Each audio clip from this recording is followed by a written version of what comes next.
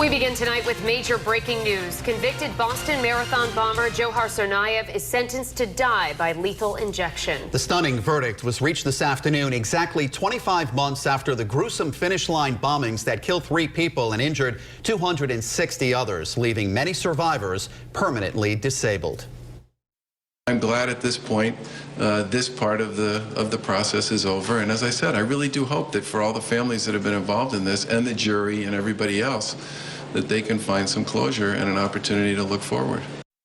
Tsarnaev showed no emotion as the verdict was read in court, but for all those affected by the bombings, emotions are running high tonight. We have a team of reporters working this breaking story. Our in-depth coverage begins live at federal court in Boston with Eyewitness News reporter Jared Pliner. Mike Shannon, good evening. That's right. It is no longer a mystery what will happen to Dzhokhar Tsarnaev. Our peers sitting in judgment impaneled made it clear what they think should happen to Dzhokhar Tsarnaev, and that is to go off to federal death row for bombing a civilian athletic event 2 years ago and unleashing pain that is unimaginable. We heard from the mouths of those who were there what it was like, but you can never truly fathom it. Emotions will vary over the days, months, years to come. For some families, this is the epitome of justice. For others, it's impossible to know. Many may never speak about this in the years to come. For now, a reminder of what brought us to this historic day. 12 citizens of the Commonwealth of Massachusetts deciding on a Friday afternoon in May that Dzhokhar Tsarnaev should receive the most severe punishment man can impose on another, death. The word came after 15 hours of deliberations. Jurors, forever changed emotionally, wept in the jury box as the verdict was announced. What Dzhokhar Tsarnaev was feeling internally, we will never know. On the outside, it was the stoicism that has become signature. He will soon head to federal death row.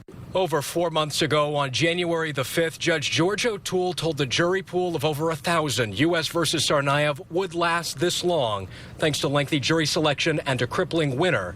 It did. Opening statements were given on March 4th. On April 8th, the same jury now determining punishment found Dzhokhar Tsarnaev guilty on all 30 counts of the indictment. Guilty of murdering Martin Richard, Crystal Campbell, Lindsay Liu, and Sean Collier.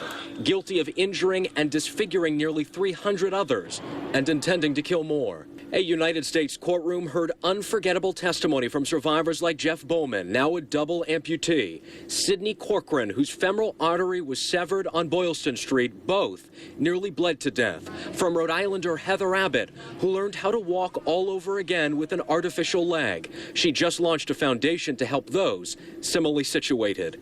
From Bill Richard, who knew there was no hope for his 8-year-old son. He died on a civilian sidewalk in the heart of Boston. Jurors found that on 6 of those counts, those were worthy to impose death upon Dzhokhar Tsarnaev. 6 of the 17 federal counts, the 17 capital counts, getting us to the second phase of trial. People came from all over. We saw pedestrians, passers-by lining up to see what would emerge from court, the news. And there were varying emotions in that crowd as well. We're going to hear from a lot of different people over the next days and weeks. But the news is continuing to sink in here on Seaport Boulevard in South Boston. This is about a mile or so from Boylston Street. This is where a historic trial was tried, not anywhere else in the city of Boston. Mike and Shannon. You know, Jared, you talk about throughout that story we just heard from you, the emotion throughout this trial, the different testimony, even emotion as that verdict was read from the jurors themselves. Kind of describe for us what it was like in the courtroom the moment the verdict came down.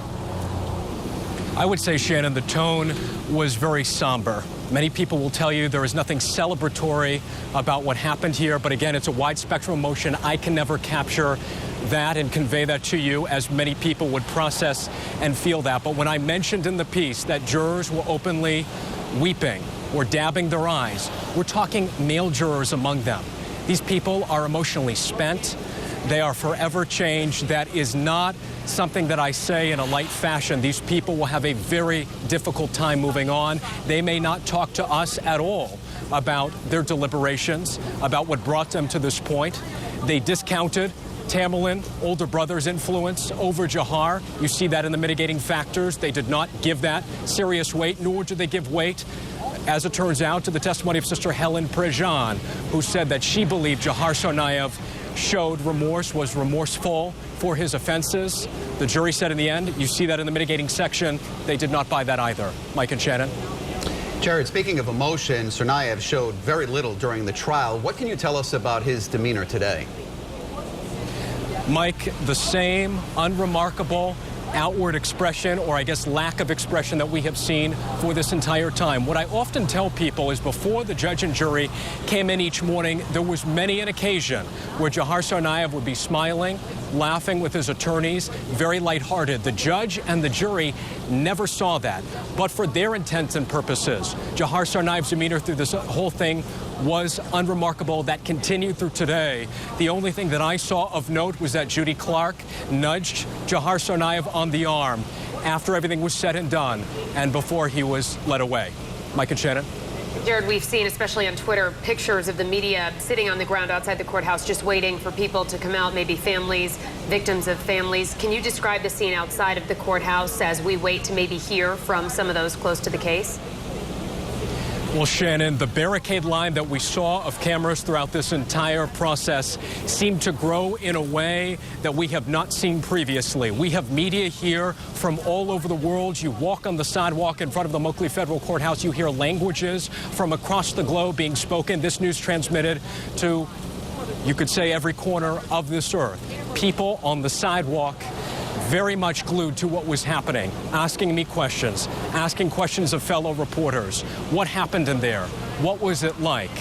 Again, this cannot be overlooked as well. This trial happening about a mile, go on Google Maps and see it, a mile from the finish line with those two pressure cooker bombs detonated in a civilian courtroom, a courtroom of the United States of America, tried by the United States government.